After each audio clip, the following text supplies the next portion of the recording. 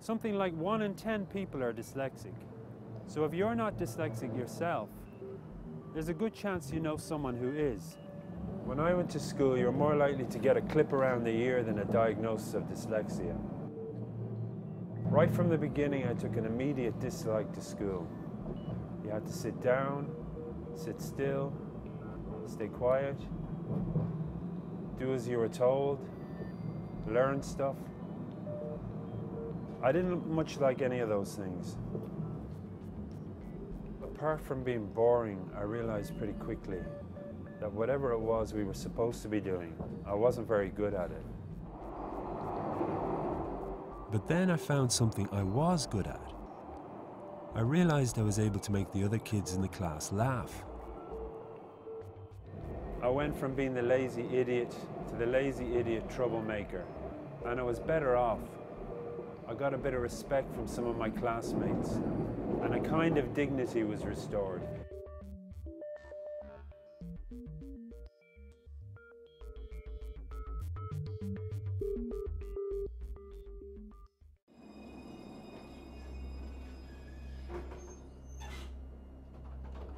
When I started getting these notes back from my son's school, saying that he was lazy and disruptive, I couldn't get over how angry I felt. Imagine being told your child is drowning, but he's just too lazy to swim. It's too easy to brand him lazy or disruptive. That lets him off the hook too easily. He wants to do well just like anyone else, but he needs more help from the school, and he's just not getting it. I'm shocked to realize how little schools have learned about dyslexia since I was there over 40 years ago. And they've the cheek to call us slow learners. A lot of people seem to think that dyslexia is nothing more than a problem to be overcome. Our education system looks like it could have been specially designed to stop people with dyslexia reaching their potential.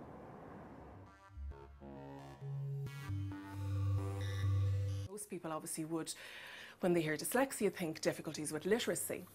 And that is, I suppose, one of the first areas that becomes obvious, because particularly, when younger children get into school, it's often one of the early signs, a child is having difficulty with reading, difficulty with the phonics, the sounds that make up language, difficulty with spelling, with writing.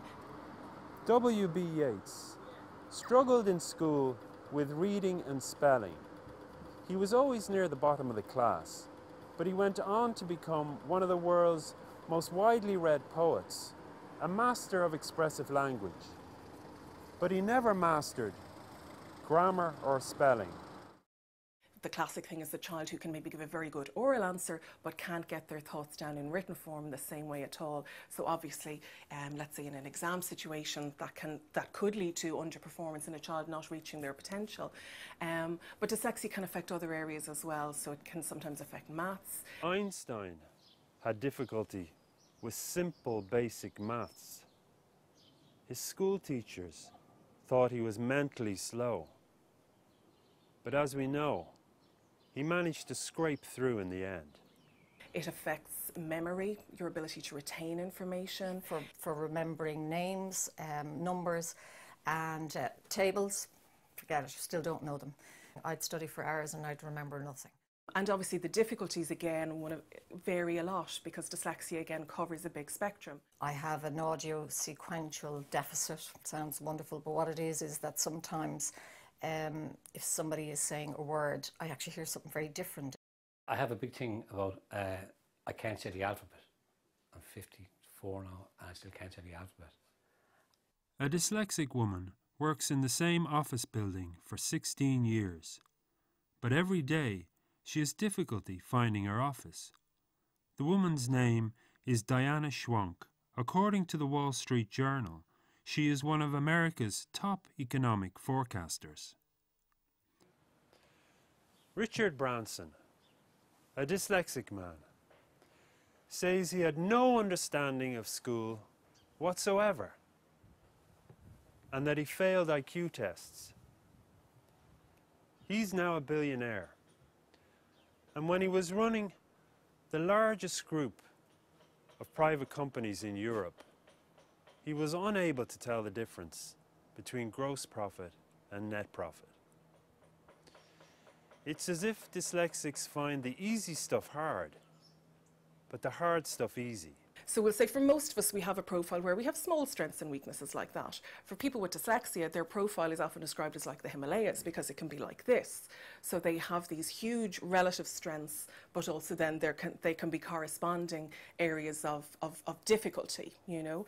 Today, the way the education system is set up, those kind of difficulties certainly spell trouble.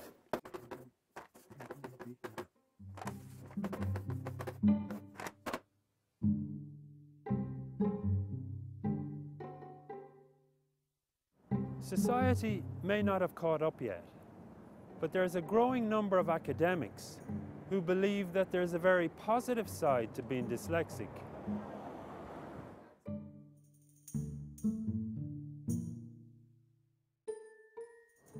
Have we been so focused on the problems that people with dyslexia face that we've missed the bigger picture?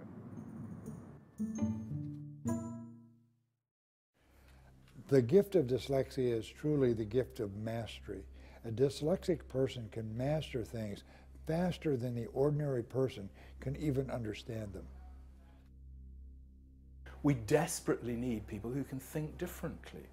And there is good evidence that that's one of the things, the positive things that dyslexics can do. You do need dyslexics around to really change our view of things, and that's very often what they do, so they're very important. We're all talented in different ways. You know, some of us, I can't sing, you know, I can't sing. Am I stupid because I can't sing? No, I don't think so, and I don't think anyone would say that. It's socially acceptable not to be able to sing, but not to be able to read and write. People don't understand that. Some people believe the dyslexic brain is part of the natural diversity that has given the human race an evolutionary advantage. Others believe dyslexia is just a fancy word for being a bit stupid. The human brain, the most complex organ in the entire known universe. Could it be that 1 in 10 of these wonderful brains are just a bit thick? Surely that would be a disastrous design fault and an insult to God's competence as a creator.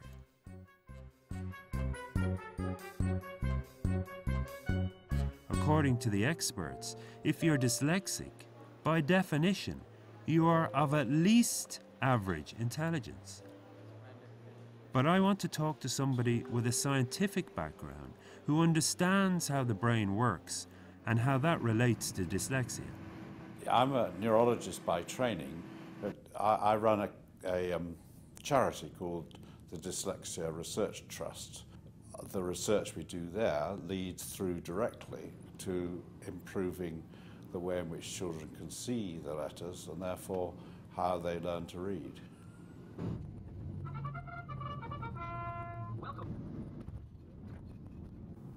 I'm on my way to Oxford. Kind of complicated directions, but I have my son Farrell here to help me with the navigation.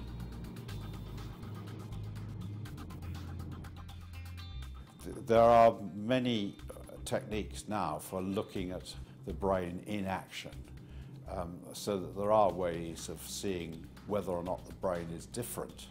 And we and others have done many kinds of study, and what's come out loud and clear is that there are certain areas in the left hemisphere which is known to be involved in language, which are activated differently in dyslexics. In effect, their brain is physically different from other people.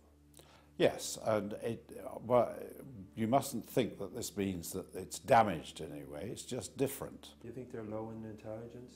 Absolutely not. And many dyslexics are extremely intelligent, but if they can survive their schooling and somebody continues to feed their self-confidence so that they don't lose all their self-confidence, then they can do very well.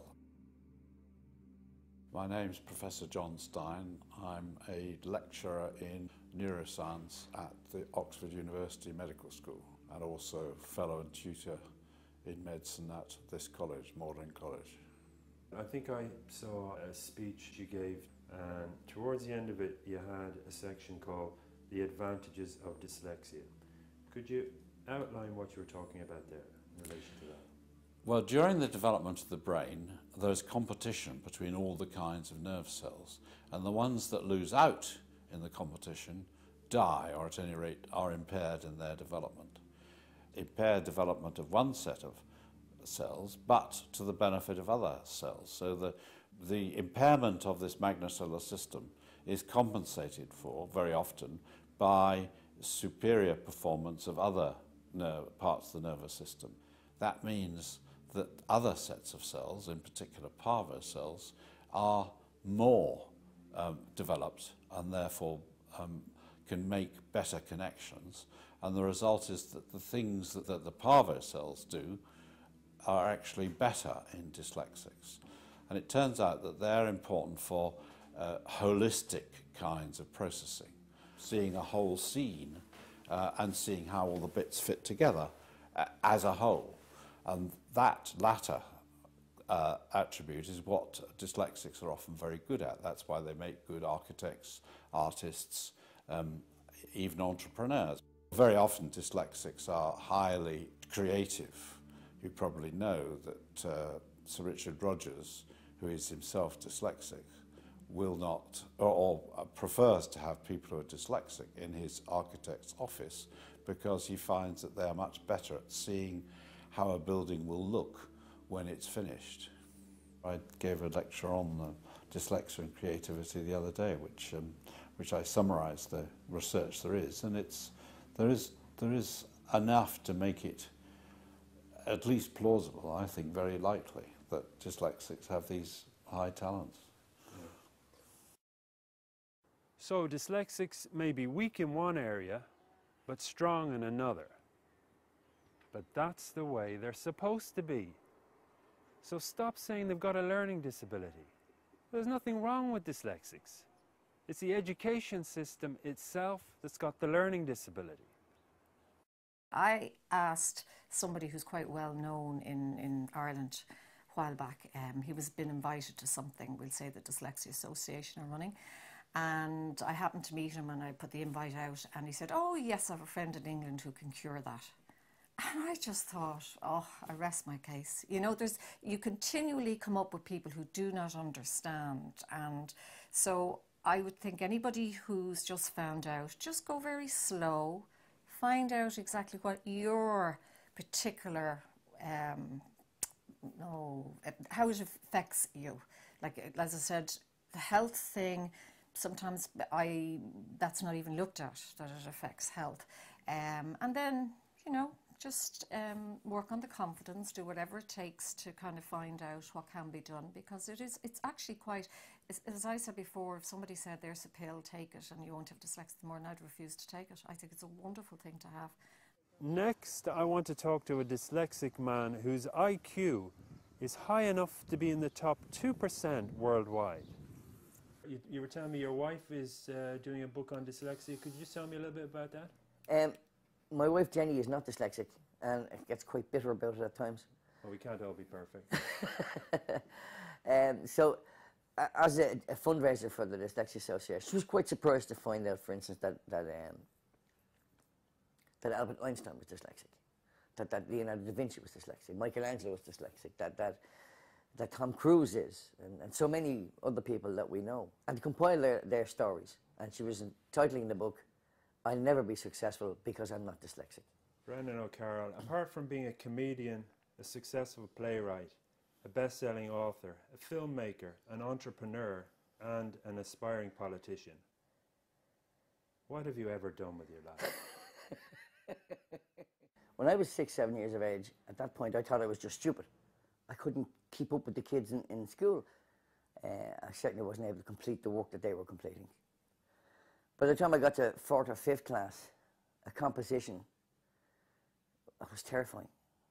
I mean, it was absolutely terrifying. I didn't know I was dyslexic. I just thought I was slow or I was different. I knew, looking enough, because of the sport I had at home, I knew I was bright. I knew I wasn't a fool. There are times when I did have flashes of, am I stupid? Is that why I can't learn? Like, am I stupid? But I was very lucky that I had the support at home that kind of went, no, you're not. And that was confirmed then when I took the 3 Mensa tests and became a member of Mensa. That I had a high enough IQ to be in the top 2% worldwide, but I was a slow reader. A lot of dyslexics don't feel intelligent in an education system that focuses on the written word and memorizing, where their talents go unrecognized and they're actually set up to fail. They may be working a lot harder than the other children, and they're rewarded with the humiliation of low grades and told that they need to work harder. Dring, dring. I'm meeting with Tom Mulcahy, a music teacher who's just finished his master's degree. You too? Yeah, great. I teach in the jazz department in UCC. I also teach privately because I found I really like it, and I found I'm very good at it. When I was growing up in school, I was taught by the Christian Brothers, and like I was just left there for the whole of primary class. I was kept back maybe 1 year, but I was just left there. And by the time I left primary school, like I'd never passed an exam, then I was going into secondary school. And it was a horrible way to be, you know. But I'm also shocked to hear that kind of is going on now. I think it's scandalous, you know. I was talking to a friend of mine the other day, and his son is in the same position now, and his son is 18, and he feels his son was just left there as well. I mean, I was shocked into this going on. It's still going on. It's still going on, yeah. I'm not proud of the fact, but very open of the fact that I'm dyslexic and that I'm learning differently. How does dyslexia affect you? Well, it affects my reading, it affects my writing, it affects my maths, and it can change my handwriting from one day to the next. Like, it could be perfect one day and dreadful the next day. So, Ellen, how did you find your overall experience in school? Difficult with some certain subjects and certain teachers and stuff like that. Do you think the majority of teachers have a good understanding of dyslexia? A lot of my teachers are very understanding about dyslexia. I do have some who don't have a clue what they're talking about when it comes to dyslexia. They just don't understand dyslexia. They don't understand what it's like. So they kind of look at me as if to say, how on earth can you not understand this question? And that's when I kind of find myself saying to them, look, I'm not, you know, stupid, I just don't understand the question. And sometimes if I ask them to explain it again, they'll explain it the exact same way as they did the first time. And if I say I still don't understand, then they start getting angry at me, and it's something I can't help. But I do get looks of kind of bewilderment of why I don't understand it. But the majority of my teachers are very understanding and are always there to help me when and where I need it. It's really, really important that parents don't put too much faith in the education system. There's a man burst into my office with a camera. They've been disabled, in a sense, by the education system. Instead of recognising that they think in a different way and educating them to capitalise on that, the education system seems to spend a lot of time trying to make them fit into a box that they're not comfortable in. Because I think most dyslexics can't, don't, won't think within that frame, and I'm never quite sure which one it is, that gives them that kind of advantage stroke disadvantage and does tend to make them creative. What stops them being creative is usually lack of confidence. I don't think it's the dyslexia that holds people back. I think it's the loss of self-confidence and self-respect, and that's down to schooling, and it's an absolute disaster. Tell us a bit about your teacher. She's like trying to make it easier for us. She's really nice and all. She's really nice about it, and she does help you. I don't like reading in front of the class because then I can get stuck on a really easy word because I'm so nervous. I mean, when I was reading the thing, I was shaking. My hands are shaking, and the page is shaking. Oh, because it makes me feel like other people don't even have to try, and we have to try so hard. Maybe you just need to try harder. But I try my hardest. I always do.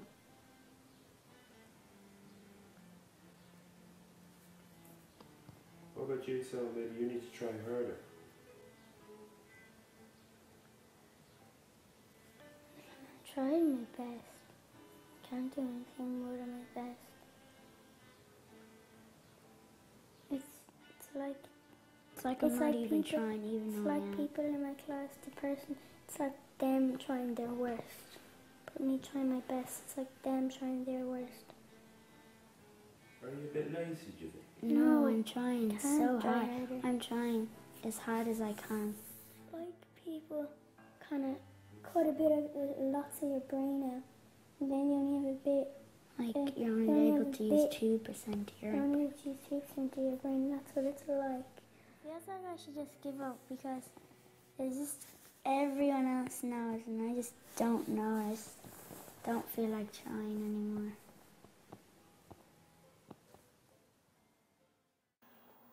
A lot of people think of their dyslexia as a type of intelligence that has helped them to succeed in life. I found this really good website called Dyslexic Advantage. It's got all kinds of information about dyslexia, and it's got lots of videos of people who struggled in school but went on to achieve great things in later life. I'm going to try and get an interview with the people who run this website. I'm Brock Eide. And I'm Fernette Eide. And together we run the Eide Neuro Learning Clinic in Edmonds, Washington, just north of Seattle. Dyslexia is often characterized as a problem to be overcome, but that's really not how we see it. There's a recognition that dyslexics really do have a different way of processing information.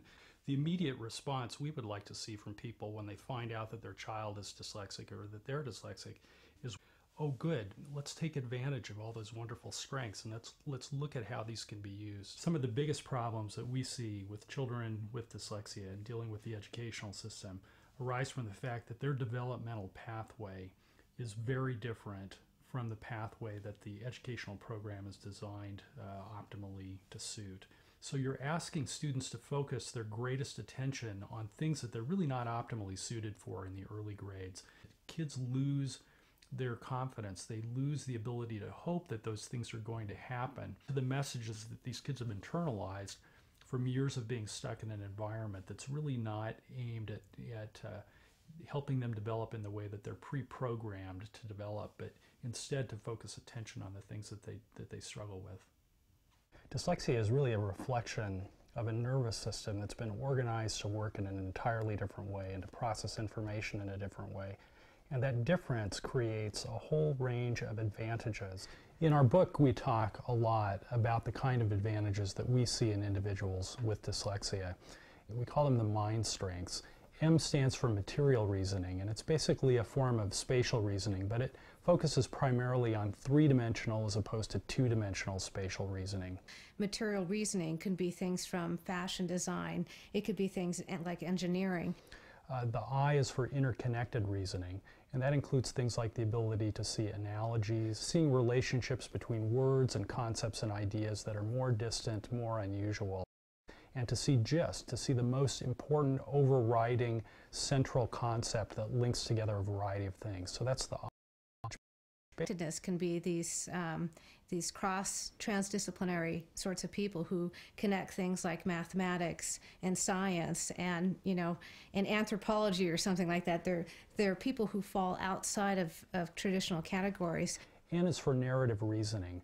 And by narrative, we mean primarily the ability to form concepts that are based on cases, examples, experiences. The narrative strengths can be something like a musician, or it could be something like a storyteller, or a fiction writer, or a journalist. And D is dynamic reasoning, which basically means the ability to use that kind of personal memory to make simulations in your mind about outcomes for things that you could think about happening. It's the ability to function in environments where the variables are changing, where they're unknown, where you only have part of the picture. That's the kind of setting where we see dyslexics really excelling and doing much better than other people. The dynamic reasoning could be things from a science fiction writer, or it could be the economic forecasters, what's going to happen next, or a lot of these entrepreneurial types. They see where real estate is now, where is it going to be in the future. These are tremendous strengths for anything, almost any career, but I don't think we've really had our focus on it. And so discovering that tends to be a particular talent of people with dyslexia is just like it's a gold mine. Put them in an environment where they're solving problems, where they're having to face new situations and challenges, and that's the area where they just blow everybody else away. When you look at the great creative contributions throughout history, whether it's in art or architecture or medicine or science, you find that dyslexics make an outsized contribution to the creative achievement in the world. By failing to nurture the young dyslexics and to bring them along and to help them develop in the way that they're meant to develop, rather than trying to turn them into something else, we're missing out on a huge opportunity for developing some of the most creative minds in our society. One of the most important things is to identify dyslexia as early as possible in order that children won't lose all their self-confidence. Because as soon as you tell them that they're dyslexic, a sort of weight lifts off them, and that is an incredible relief very often. Just the diagnosis helps them enormously. You have to tap this register, that's it. About 12 years ago, through conversation, someone said it to me, and I just went for a test. And I discovered I was dyslexic. I was very emotional when I found that out. It was really hit me like, because it made sense of all those years in school, I was emotional and very angry as well. And what was the anger about? Like the years of frustration and because it really shaped my life,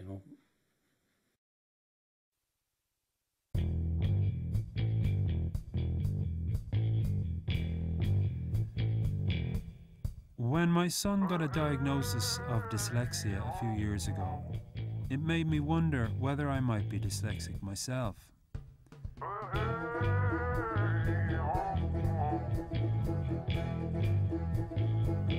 So I decided to get a proper assessment done. Even if you hold the screen there, it might give you a bit more grip. Fast now, it's gone out of battery. What? Yeah, it's really good. I'm in Malahide. I'm here to meet Anna Dangerfield, who's an educational psychologist. I myself am dyslexic, which to me is a major advantage actually in the current situation. You meet a lot of adults who are still suffering and will tell you. I mean, I have sat around the table with parents where a child is being diagnosed, and I've described what it's like for the child to experience a difficulty in school. And suddenly one of the parents will say to me, well, actually, that's what school was like for me. I've had parents who have broken down and cried because they're so relieved that their child is not going to go through what they went through. And that to me says so much about our system and the untold pain that people can go through. The first thing we do when either a child or an adult comes in, we do an IQ test. And the reason we do the IQ test is to establish the level of ability of the client. And when we establish that level, then we can say, if the IQ is at a certain level, the child should be reading, writing and spelling at a level in line with their IQ ability. So now we can say, here is the gap between your IQ score and your spelling score. And that shows us what we call a significant discrepancy, a gap which is big enough for us to say, well, yeah, that would help to define a dyslexic profile. This is testing long-term visual memory. Can you see what's wrong with that picture? What's missing in that picture? And it's testing to see if, if you've been taking in the things that are around you in the world, and very much would be visual memory. This one, which a lot of people may at one stage or another have done, is what we call matrix reasoning, and it's pattern recognition. Now, when you're reading or when you're spelling, they're patterns. So this one is a very useful test to see if you have poor pattern recognition. I'm actually quite nervous about having this assessment. I'm afraid I'm going to do badly and come out of it looking stupid. You've studied and you're now and it'll be prepared just for like another failed school test. This is different, because what we're looking at really are your strengths, the ways you learn, your strengths, your weaknesses, and above all, a sort of more complete profile. I mean, that's certainly how I see it.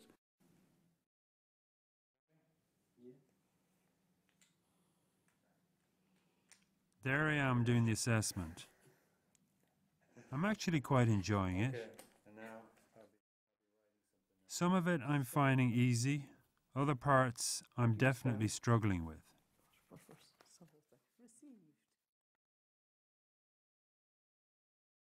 And now I'm going to be given the preliminary results of my assessment. But your full scale IQ then is coming in up here in the upper, in the high average range.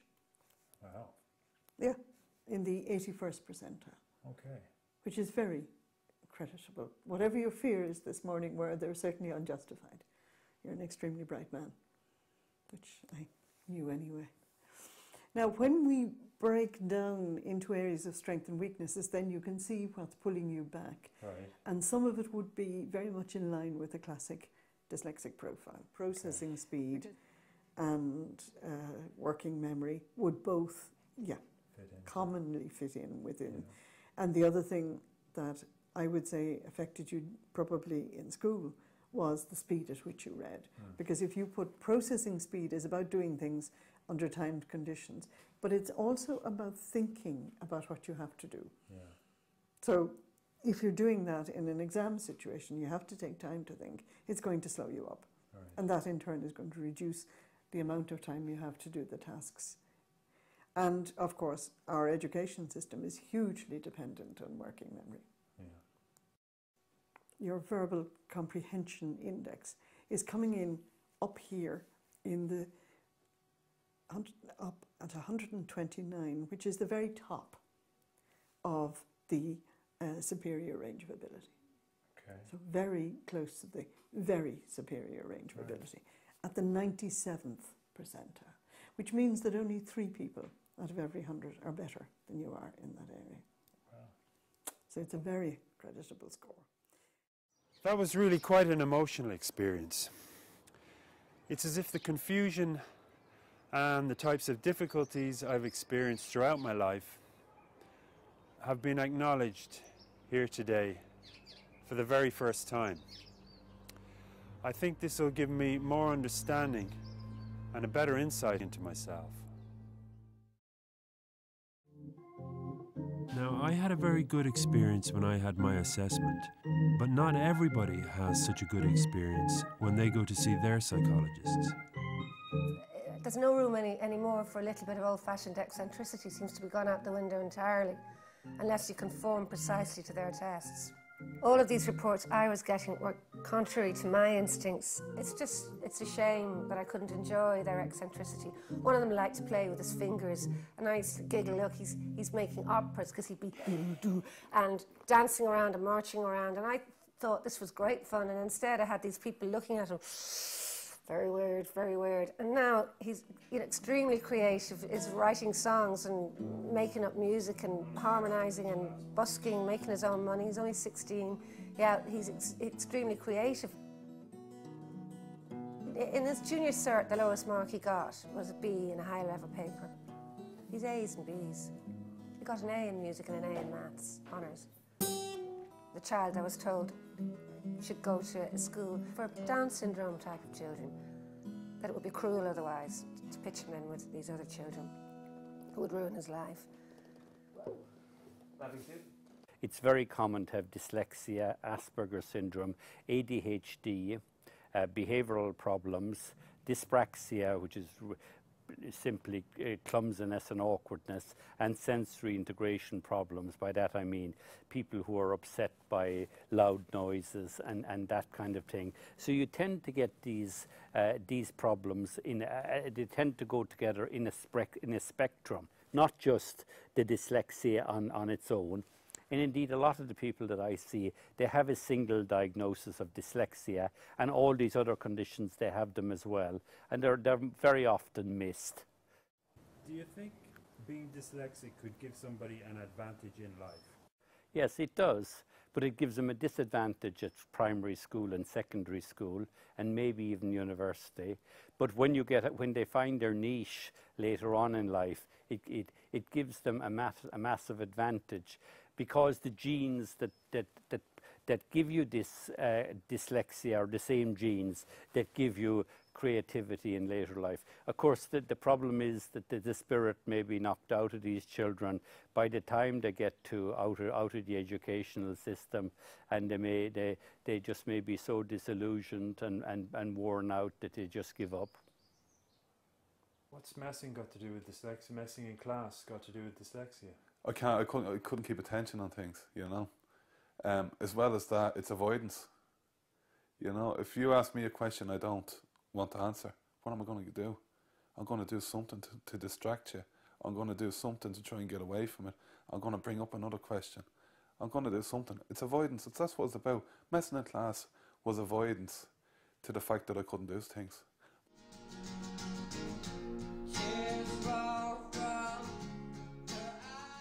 What were the teachers like? I know there was one teacher you had a bit of a problem with. I remember he kind of looked at me all the time like, what's wrong with this kid? He's an idiot. He's stupid. Yeah, maybe I was stupid. Probably am, but... You're not stupid. Yeah, maybe so, but at the same time, well, it's not like that in school. Sit back up on the seat. He likes to take a casual rest. I don't go back on a bag of chips. He's got a college degree and he teaches me. Haven't lived all year. Such a dose of the policy. Locked up in my own imagination. Locked up in my own imagination. Locked up in my own imagination. Locked up in my own imagination. Sitting without, living without brother, two families in a small space. Having a child with dyslexia, you worry. You worry, are you doing the right things? Are you doing enough? Lazy in class. He's not understanding anything. He's not late. No working or trying. Lazy in class, lazy in the exam, made no effort. This needs to change. I'm standing outside Dublin City University. I'm about to go into a lecture by Ronald Davis, author of the international best-selling book, The Gift of Dyslexia. He's about to give a talk on the Davis method. When we see a child coming from school where they're given the label of unintelligent or lazy, or they're just not applying themselves, what this is telling us is the person that's observing the child struggling does not understand what is at the root of the struggle. The individual is trying as hard as he can try. He is at his wit's end on his effort and his energy. And people who may be much less intelligent than he is are criticizing him and telling him that he's stupid. Now, they may feel that they're dumb or stupid, and the reason for that is they see other people doing things that are very easy for other people to do, and no matter how hard they do it, they can't. So A dyslexic child does not need for somebody else to tell them that they're not intelligent. I mean, they're seeing evidence of that all around them, and the evidence is false. The evidence that they're seeing is a product of not including their method of thinking into the education system, so they can then really show what they can do. There are a number of things that a dyslexic person is doing that will cause their dyslexia to be there, that actually will make them more intelligent and more creative than the average human being. This kind of thinking is, in my opinion, the source of all of the major inventions or innovations that have come about that makes it possible for people to live the way they live on the planet Earth today. I was once being interviewed on a television program in San Francisco, California, and the host of that show asked, well, she started off saying the names of a large number of very famous and successful dyslexic people. And then she said, isn't it strange that all of these people could be successful in spite of their dyslexia? I'm sitting there thinking, it's not in spite of their dyslexia, it's because of it.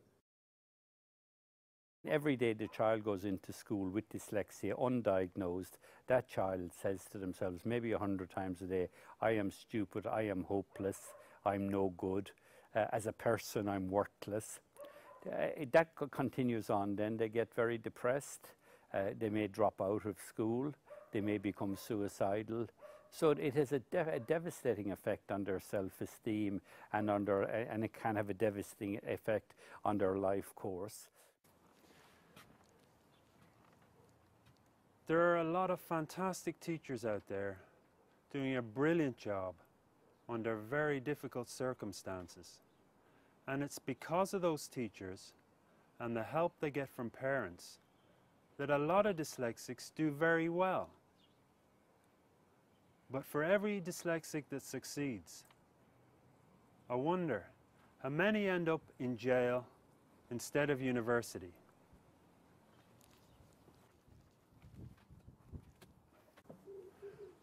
We're entitled to a proper education system that includes everybody. If our children are our greatest resource, then we're wasting some of our most precious resources. If our children are our future, then it's time we invested in our future and invested in an education system with a radically new approach that acknowledges the different ways that people learn and express themselves. Not the one-size-fits-all sink-or-swim system we have at the moment.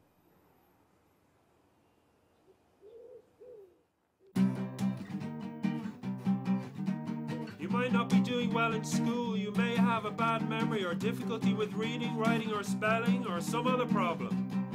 You might be in the bottom of the class, but you're in good company. Here are the names of some of the many famous and talented individuals who are dyslexic or have traits associated with dyslexia or related learning difficulties.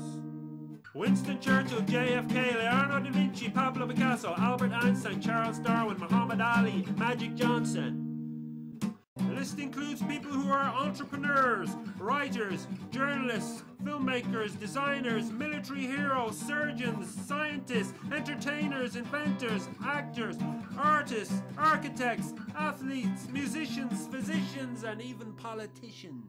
George Washington, Andy Warhol, Steven Spielberg, Dustin Hoffman, Oliver Reed, Ben Elton, John Lennon. 1 in 10 people are dyslexic. Imagine all the people. Louis Pasteur, Beethoven, Brando, Billy Bob Thornton, Thomas Edison, Tom Cruise, Harrison Ford, Jack Nicholson, Danny Glover, Walt Disney, Whoopi Goldberg, Mozart, the Wright brothers, Robin Williams, Steve McQueen.